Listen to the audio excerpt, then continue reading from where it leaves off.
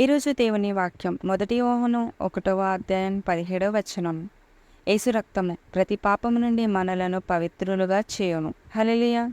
అవును, యేసు ప్రతి ఒక్కరిని పవిత్రులుగా చేశాను ఆయన రక్తము ద్వారా. ఆయన రక్తము అమూల్యమైన రక్తము. శిల్వ రక్తంలో ప్రతి శాపము కొట్టివేయబడను. మనపైనున్న ప్రతి తరాల శాపాలు, మనము తెలిసి తెలియక చేసిన శాపాలు అవన్నీ కొట్టివేయబడేవి. యేసే రక్తము ఎందరు అంగీకరిస్తారో వారందరూ పవిత్రులుగా మార్చబడతారు. యేసే రక్తం ప్రతి పాపము నుండి ప్రతి ఒక్కరిని పవిత్రులుగా చేయును.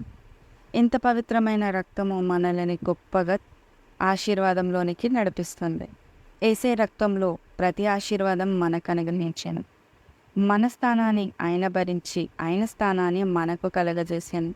మన పాపాలు, మన శాపాలు, రోగాలు, అవమానాలు, నిందలు, బాధలు, దరిద్రం, మరణం యేసయ్య సిలువలో భరించెను. మనవన్నీ తనలో భరించుని. మన స్థానం తను తీసుకొనని తన స్థానాన్ని మనకు దయచేసాను. ఆరోగ్యం, ఆనందం, సంతోషం, సమృద్ధి, జీవం, గొప్ప ఆశీర్వాదం యేసయ్య మనకు అనుగ్రహించును. ఆయన ప్రతి ఆశీర్వాదం యేసయ్య రక్తం ద్వారా మన సొంతము చేశాను. యేసయ్య రక్తం మనకన్నిట్లో జయం. యేసయ్య రక్తం అంగీకరించిన వారందరికీ విజయము. అంగీకరించు. యేసయ్య రక్తంని అంగీకరించి ప్రతి ఆశీర్వాదాన్ని పొందుకో. ఎందుకంటే విడుదల లేననుకున్న వారికి విడుదల ఉంది. నీ బంధకాలు యేసయ్య భరించును. నీ స్థానం యేసయ్య భరించును. నీ అవమానాన్ని, నీ నిందల్ని, నీ బాధల్ని, నీ వేదల్ని, నీ ఒంటరి జీవితాన్ని, నీ ప్రతి ఇబ్బందిని, ఇరుకును, చెప్పుకునే బాధలు, చెప్పుకోలేని బాధలన్నీ యేసయ్య భరించును. నీ స్థానంని ఆయన భరించును. ఆయనలాగా ఎవరు ప్రేమిస్తారు మనల్ని? ఎవరు ప్రేమించరు. మనల్ని భరించిన ప్రేమ ఇప్పటికి కూడా భరిస్తున్న ప్రేమ. ఎందుకు? ఆయన ప్రతి ఆశీర్వాదం పొందుకోవడానికి. ఆయన ప్రతి ఆశీర్వాదం మన సొత్తు కావడానికి నిత్యము ఆయన మనల్ని భరించిన. మన ప్రతి ఆశీర్వాదం మనము పొందుకుందాం యేసయ్య శిలువ రక్తం ద్వారా. ప్రతి ఆశీర్వాదం మన సొంతము. ప్రతి దీవెన మన సొంతము యేసయ్య శిలువలో.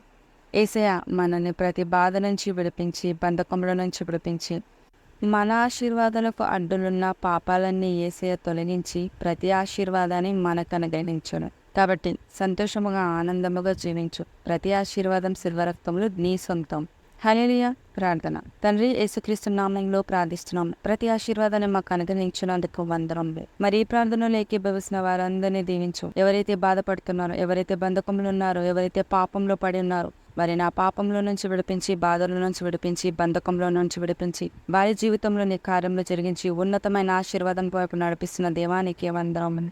ప్రతి ఒక్క బిడ్డని విడిపించు. అలా బాధలన్నీ తొలగించి వాళ్ళకి ఆశీర్వాదంలోనికి నడిపించమని, వారి బంధకంలో నుంచి వారిని నిడిపించి నీ ఉన్నతమైన ఆశీర్వాదంతో దీవించమని, నీ ప్రేమతో లేవనెత్తి నీ కృపతో దీవించి నిత్యము ఆశీర్వదించి నీ ఘనమైన కార్యాలు, ఘనకార్యములు వారి జీవితంలో జరిగించి ఉన్నతమైన ఆశీర్వాదములతో నడిపించమని సర్వోన్నతుడైన సర్వశక్తి గల యేసుక్రీస్తు నామములో ప్రార్థిస్తున్నాము తండ్రి. ఆమెన్. యేసే రక్తం నువ్వు రాలేననుకున్న పరిస్థితుల నుంచి నేను బయటికి తీసుకొస్తుంది. యేసే రక్తం అంతమైన నీ జీవితాన్ని ఆరంభించడానికి నీకు కార్యాలు జరిగిస్తుంది. ఆయన రక్తాన్ని అంగీకరించి ప్రతి ఆశీర్వాదాన్ని పొందుకో. హల్లెలూయా. ఆమెన్.